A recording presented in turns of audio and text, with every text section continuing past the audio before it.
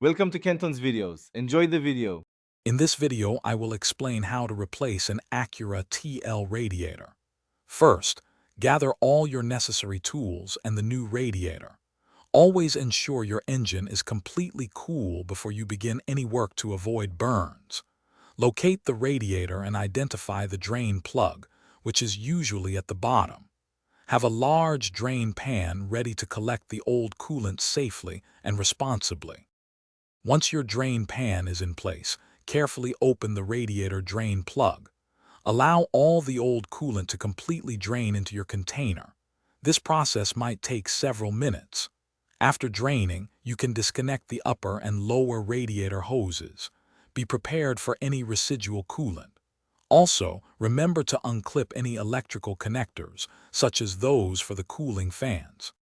With the coolant drained and hoses disconnected, you can now remove the fan shroud assembly. There are usually a few bolts holding it in place. Next, unfasten any remaining mounting bolts or clips that secure the radiator itself. Carefully lift the old radiator straight up and out of the engine bay. Then, gently lower your new radiator into position, ensuring it seats correctly and secure all mounting points. Now, reattach all the hoses, electrical connectors, and the fan shroud. Close the radiator drain plug securely. Refill the system with the manufacturer-recommended coolant, typically a 50-50 mix.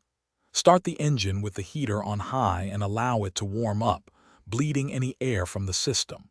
Finally, carefully inspect for any leaks and ensure the cooling fans activate as expected. Thanks for watching. Consider subscribing if we helped you.